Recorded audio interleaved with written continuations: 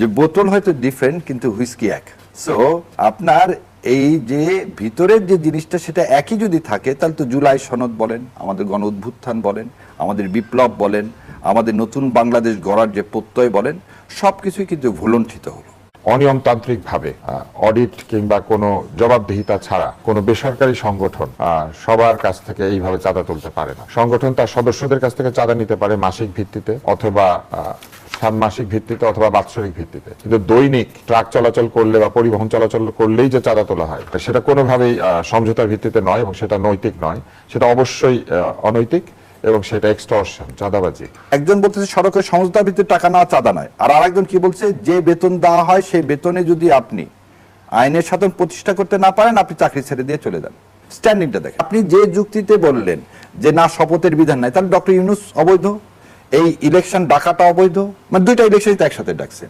এই election commission গঠন হয়েছে সেটা অবৈধ, এই সুপ্রিম কোর্টের বিচারপতিরা যারা বসে আছেন তারা অবৈধ, আপনার প্রশাসনে যারা বসে আছেন তারা অবৈধ, আপনি যে মন্ত্রিসভা গঠন করলেন সেটা অবৈধ, এই সংসদ নির্বাচন অবৈধ, তাহলে সব অবৈধ হয়ে যাবে। ব্যারিস্টার শাহরিয়ার কবির, যেমনটি প্রশ্ন রেখেছিলাম যে সরকারের চরিত্রে নতুনত্ব দেখছেন কিনা, সেটি দিয়ে শুরু করি। হ্যাঁ, কিছু তো নতুনত্ব দেখতেছি। একটা নতুনত্ব দেখতেছি, 236 জন মিলেনিয়ার আর 13 জন বিলিনিয়ার আর হচ্ছে 150 জন ঋণ খেলাফি। এইটা হচ্ছে টিআইবি রিপোর্ট। সো এটা একটা নতুনত্ব। দ্বিতীয়টা, আমি তুষার ভাইয়ের সাথে একদম সম্পূর্ণ একমত হয়ে একটু অ্যাড করতে চাই। সাবেক অর্থমন্ত্রী যখন বলছিলেন ঘুষকে হালাল করছিলেন স্পিড মানি বলে, এবং সেটা নিয়ে কিন্তু ব্যাপক সমালোচনা হয়েছিল, কিন্তু সমাধান হয়নি। ওই স্পিড মানির জন্যই কিন্তু বেগমপাড়া কি হয়েছে, তৈরি হয়েছিল। আজকে সড়কে সমঝোতার ভিত্তিতে টাকা নেওয়া চাঁদা নয়, আবার বলছি সড়কে সমঝোতার ভিত্তিতে টাকা নেওয়া চাঁদা নয়। আপনি সড়ক সমঝোতা পাচ্ছেন কোথায়? সড়ক তৈরি করার জন্য আপনাকে দুইটা ট্যাক্স দিতে হয়। একটা হচ্ছে কি, আমি যার যার গাড়ি আছে তারা একটা ট্যাক্স দেয়, রোড ট্যাক্স বলা হয়। আমি রোড ইউজ করি সেজন্য সরকারকে আমি ট্যাক্স দিব, সেটা হচ্ছে রোড ট্যাক্স। আর একটা ট্যাক্স দেওয়া হয় মিউনিসিপ্যাল কর্পোরেশনকে, আমরা একটা ট্যাক্স দিই বা সিটি কর্পোরেশনকে ট্যাক্স দিই। আপনি ট্যাক্সের বাইরে, এবং বলা আছে কনস্টিটিউশনে ট্যাক্স ইম্পোজ করার একমাত্র মালিক হচ্ছে কে, সংসদ। এই সংসদের বাইরে আপনি যখন বলবেন সমঝোতার ভিত্তিতে টাকা নেওয়া, মানে এই যে কি বলবো, যে আউটসাইড যে কোনো কিছু যদি আপনি কম্প্রোমাইজ করে নেন তাহলে সেটা কি হয়ে যাবে, লেজিটিমাইজ হয়ে যাবে, তাহলে আপনার আবার বেগমপাড়া তৈরি হবে। সো এই একটা উর্দুতে মানুষ অনেকে বলতো, ওটা বাংলায় বলে, আমরা ইংল্যান্ড থেকে শিখছি, যে বোতল হয়তো ডিফারেন্ট কিন্তু হুইস্কি এক। সো আপনার এই যে ভিতরের যে জিনিসটা সেটা একই যদি থাকে তাহলে তো জুলাই সনদ বলেন, আমাদের গণ অভ্যুত্থান বলেন, আমাদের বিপ্লব বলেন, আমাদের নতুন বাংলাদেশ গড়ার যে প্রত্যয় বলেন, সব কিছুই কিন্তু ভুলণ্ঠিত হলো। এবং আর একটা জিনিস দেখেন, যে মাননীয় প্রধানমন্ত্রী উনি তার প্রথম দিনের ভাষণে বলেছিলেন যে বিচার কি হবে, আইনের প্রতি সবাই শ্রদ্ধাশীল হবে, এটা বলেছিলেন। ওনারা প্রথমেই শপথ গ্রহণের দিনই সকালবেলায় সেটার ব্যত্যয় ঘটালেন। আর ভাই যে কথা বলছে, আমি এই কথাতে একটু অ্যাড করতে চাই, সেটা হচ্ছে যে উনি আরিচা গেছিলেন ইয়াতে, আরে আরিচা রোডটা 4 ঘন্টা বন্ধ ছিল, উনি যেটা জানার পরে স্মৃতিসৌধে যাওয়ার জন্য, তারপর উনি বললেন যে না, রাস্তা বন্ধ থাকবে না। ব্রিটেনের প্রাইম মিনিস্টারকে রাস্তা বন্ধ করে একসময় সে আসতো, তখন ওনাকে প্রশ্ন করা হয়েছিল যে আপনি এই রাস্তা বন্ধ করতে পারেন না। উনি বললেন হ্যাঁ ঠিক আছে, রাস্তা বন্ধ করবো না, আমি সাধারণের মতো আসবো, তো আমি যত সেকেন্ড লেট হবো এই দেশটা তত সেকেন্ড লেট হয়ে যাবে। কারণ উনি ধরে নেন একটা কথার কথা বললাম, 4টার সময় মিটিং, আমরা কোনো জায়গায় 2 ঘন্টা আগে যদি ওনাকে বের হতে হয় তাহলে এই 2 ঘন্টা রাষ্ট্রের জন্য অপচয়, কারণ এই 2 ঘন্টা হচ্ছে তার সিদ্ধান্ত নেওয়ার সময়। সেই জন্য এগুলো হচ্ছে সস্তা জনপ্রিয়তা, যে তিনি লাইটে দাঁড়াবেন এবং তারপরে সে কনভয় নিয়ে যাবেন, নিরাপত্তার চেয়ে আমার কাছে মনে হয় এটা তার সস্তা জনপ্রিয়তা। দ্বিতীয় কথা, আপনাকে একদিন মাত্র আপনি সচিবালয়ে যান, তাছাড়া তো আপনার ঢাকা শহরে মুভমেন্ট করার কিছু নাই। কিন্তু আমরা অতীতে যেটা দেখছি যে পুলিশ থাকবে, মানুষ উল্টা দিকে দাঁড়ায় থাকবে, সেটা তো সেই কালচারও যেমন আমরা চাই না, আবার এই কালচারও চাই না আমার দেশটা কোনো কারণে কি হয়ে যাক, পিছিয়ে যাক। আর কালকে যতগুলো মন্ত্রণালয়ের মন্ত্রীরা বলছেন, একটা কথা কেউ নতুনত্ব, ভাই এটা ভালো বলতাম, যেমন ডাক্তারদের কথা বলছে যে তারা যেন সকাল 9টা থেকে 5টা পর্যন্ত আসে, এটা ইনশিওর করবো। আমরা তো সেটা বলিনি, আমরা বলছি কি হেলথ সিস্টেমটাকে চেঞ্জ করার বিষয়। NHS, মানে মাননীয় প্রধানমন্ত্রী তো 17 বছর থাকছেন ইংল্যান্ডে, he have a very good idea how NHS starts work. আমাদের এখানে সাধারণ মানুষ প্রতিটা মেডিকেল কলেজে বা হাসপাতালে চিকিৎসা পাবে, এই নিশ্চয়তা করতে হবে। এর জন্য যে কি রিফর্ম করা হবে সেই বিষয়ে কিন্তু কোনো কিছু আমরা শুনিনি। বা এই যে ভূমি মন্ত্রণালয় বলেন বা অন্য একটা মাত্র কারণ দেখলাম যে আমার কাছে প্রশংসাদার, সেটা হচ্ছে আইন মন্ত্রণালয়, মাননীয় আইনমন্ত্রী যেটা বলছেন যে আপনি দেখেন, একজন বলতেছে সড়কের সমঝোতার ভিত্তিতে টাকা নেওয়া চাঁদা নয়, আর আরেকজন কি বলছে, যে বেতন দেওয়া হয় সেই বেতনে যদি আপনি আইনের শাসন প্রতিষ্ঠা করতে না পারেন আপনি চাকরি ছেড়ে দিয়ে চলে যান। স্ট্যান্ডিংটা দেখেন। সেই জন্যে মাননীয় আইনমন্ত্রীকে আমি অন্তঃস্থল থেকে কৃতজ্ঞতা জানাই, প্রকাশ করি যে his message is very clear, যে আইনের শাসন প্রতিষ্ঠা করতে গেলে তুমি কম্প্রোমাইজ করে না, আমার এখানে তো 2 জন দিয়ে চলে না, আরো 4 জন লাগবে, ওই জন্য সেরেস্তাদেরকে দিয়ে আমি টাকা তুলবো, বা আমি অন্য উপায়ে টাকা তুলবো কারণ আমাদের কোর্টে তো এসির ব্যবস্থা সরকার করেনি। তার খুবই ক্লিয়ার যে না, যেরকম আছে এই অবস্থাতে যদি আপনি আইনের শাসন প্রতিষ্ঠা করতে পারেন থাকবেন, না হলে থাকবেন না। সো সেম জিনিসটাই সড়ক ও জনপথ মন্ত্রণালয়ের কাছ থেকে আশা করা উচিত ছিল, যে চাঁদার বিরুদ্ধেই বোধহয় আমরা প্রথম বলছিলাম যে সারা দেশে চাঁদা বন্ধ করতে হবে, দুর্নীতি বন্ধ করতে হবে। দুর্নীতি যে রূপেই আনা হোক না কেন, সেটা কোনোদিন মানুষের কল্যাণকর হবে না। যেমনটি এনসিপির আহ্বায়ক নাহিদ ইসলাম বলেছেন, গণভোট বাতিল হলে নির্বাচনও প্রশ্নবিদ্ধ হবে। গণভোট ও নির্বাচন, এই দুটির আইনি ভিত্তি কি একে অপরের উপর নির্ভরশীল? আপনি আইনি যদি দৃষ্টিকোণ থেকে বিষয়টি আমাদের বুঝিয়ে বলেন। আচ্ছা, প্রথম জিনিস হচ্ছে, আপনাকে আগে বলতে বলতে একটা জিনিস বোধহয় ভুলে গেছি, সেটা হচ্ছে এই মন্ত্রিসভার আরেকটা মানে অন্যতম বৈশিষ্ট্য বা ক্যারেক্টারিস্টিক্স, কিছু গুপ্ত মানুষও কি হয়েছেন, মন্ত্রী হয়েছেন। এবং আর একটা জিনিস সবচেয়ে বড় যেটা গুপ্ত বলতে কাদের বোঝাতে চাইছেন? বলতেছি তার নাম, তিনি হচ্ছে খলিল সাহেব। সেটা হচ্ছে যে দল স্টেটমেন্ট দিল 2টা ছাত্র উপদেষ্টার বিষয়, যে আপনারা যদি রাজনৈতিক দল করতে চান তাহলে আপনারা কি পদত্যাগ করে তারপর মাঠে আসেন। এবং 2টা ছেলে কিন্তু পদত্যাগ করে মাঠে আসছে।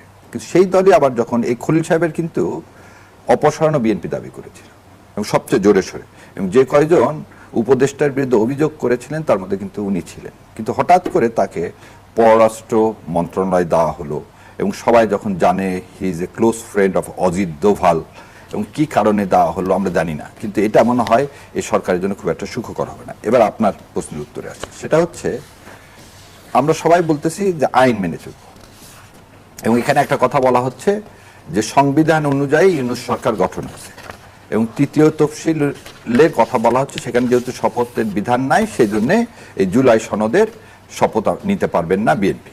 তা আমার ব্যক্তিগত মতামত হচ্ছে, 3য় তফসিলে ডক্টর ইউনূস সাহেবের এন্ট্রিম গভর্নমেন্টের কোনো বিধান কনস্টিটিউশন ছিল না, সেটা 106 দিয়ে সুপ্রিম কোর্টের কাছ থেকে নিলেন।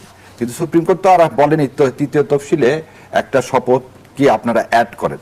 তাহলে যে শপথটা নিছেন উপদেষ্টারা এবং মানে ডক্টর মোহাম্মদ ইউনূস, সেই শপথটা 3য় তফসিলে নাই এবং আজও নেই।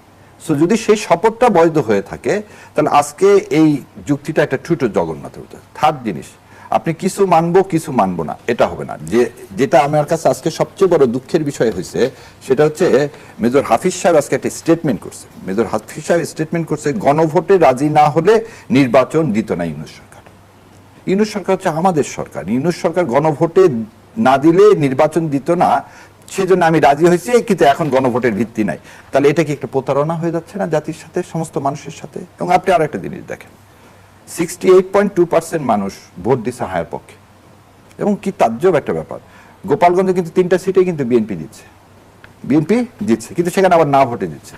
তার মানে বিএনপি যে হায়ের পক্ষে কখনো ছিল না, আজও নাই, অতীতেও ছিল না, ভোটের আগেও ছিল না। এই কথা যখন আমরা বলতাম অনেকে রাগ করতো। পার্বত্য চট্টগ্রামেও কি বিএনপি জিতছে, কিন্তু না ভোট জিতছে।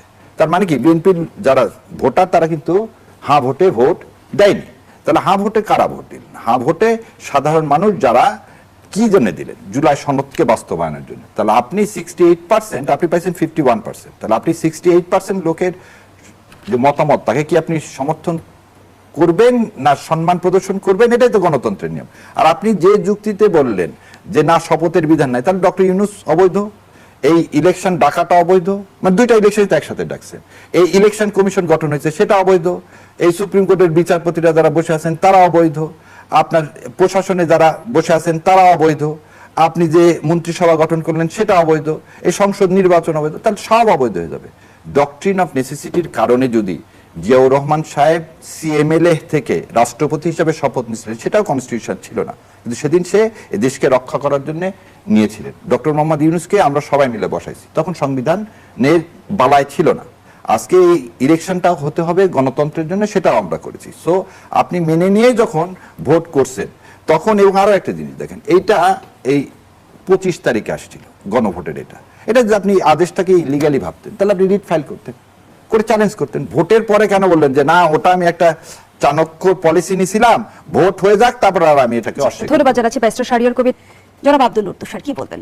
এত তাড়াতাড়ি সরকারের চরিত্রে নতুনত্ব আবিষ্কার করা যাবে না। সংসদ অধিবেশন আহ্বান হলে তাদের সাংসদদের বক্তব্য শোনার পর, তাদের বিভিন্ন মন্ত্রীর এবং মন্ত্রণালয়ের কাজকর্ম দেখার পর, তাদের সিদ্ধান্তগুলি যখন আমরা পর্যালোচনা করতে শুরু করব, তখন নতুনত্ব অথবা পুরনত্ব ধরা পড়বে। তবে একটি বক্তব্যে আমি একটু দুঃখ পেয়েছি বা আশাহত হয়েছে, সেটি হচ্ছে যে পরিবহন সংক্রান্ত বিষয়ে মন্ত্রী তার প্রতিমন্ত্রীদের উপস্থিতিতে বলেছেন যে সমঝোতার ভিত্তিতে আদায় করা চাঁদা চাঁদা না, এবং মালিক শ্রমিক সমঝোতার ভিত্তিতে যে চাঁদা আদায় করে সেটা কল্যাণে ব্যবহৃত হয়। সমঝোতার ভিত্তিতে এটাও বলেছেন যে এই চাঁদা কল্যাণে ব্যবহৃত হয়। আবার এটাও বলেছেন যে সাধারণত সরকারি দলের সমর্থিত যেসব শ্রমিক সংগঠন থাকে তারা একটু আধিপত্য বিস্তার করে, এই কথাগুলো তিনি বলেছেন। আমার কাছে মনে হয়েছে এগুলো তো পুরান কথা। চাঁদাবাজদের উৎসাহিত করবে কি? উৎসাহ পাবে কি না এটা জানি না, কিন্তু এই বক্তব্য পুরনো সেই নিয়মকেই স্থাপিত করেছে যে এগুলো ছিল, এগুলো আছে, এবং এগুলিকে উনি চাঁদা বলে মনে করেন না। এই জিনিসটা আমাকে দুঃখ দিয়েছে। এগুলো অবশ্যই চাঁদা। অনিয়মতান্ত্রিক ভাবে অডিট কিংবা কোনো জবাবদিহিতা ছাড়া কোনো বেসরকারি সংগঠন সবার কাছ থেকে এইভাবে চাঁদা তুলতে পারে না। সংগঠন তার সদস্যদের কাছ থেকে চাঁদা নিতে পারে মাসিক ভিত্তিতে অথবা ষান্মাসিক ভিত্তিতে অথবা বাৎসরিক ভিত্তিতে, কিন্তু দৈনিক ট্রাক চলাচল করলে বা পরিবহন চলাচল করলেই যে চাঁদা তোলা হয় সেটা কোনোভাবেই চাঁদা না। সেটা কোনোভাবেই সমঝোতার ভিত্তিতে নয়, এবং সেটা নৈতিক নয়, সেটা অবশ্যই অনৈতিক, এবং সেটা এক্সটর্শন, চাঁদাবাজি। এই চাঁদাবাজি হচ্ছে পরিবহন খাতের একটি বৃহৎ দুর্নীতি, এবং সমঝোতার ভিত্তিতে উনি যে বলেছেন এই বিষয়টি নিয়ে আমি এই জন্য আরো দুঃখ পেয়েছি যে যখন সিন্ডিকেশন হয়, অর্থাৎ চিনির দাম বাড়ানো হয়, পেঁয়াজের দাম বাড়ানো হয়, তেলের দাম বাড়ানো হয়, বলে যে কিছু লোকজন সংঘবদ্ধভাবে সিন্ডিকেট করে জিনিসপত্রের দাম বাড়াচ্ছে, তাহলে সমঝোতার ভিত্তিতে যদি চাঁদা নিলে সেটা চাঁদা না হয়, তাহলে সিন্ডিকেট করে যদি জিনিসপত্রের দাম বাড়ায় তাহলে কি সেটা সিন্ডিকেট হলো? ওনারা তো সমঝোতার ভিত্তিতে করেছেন, তাই না?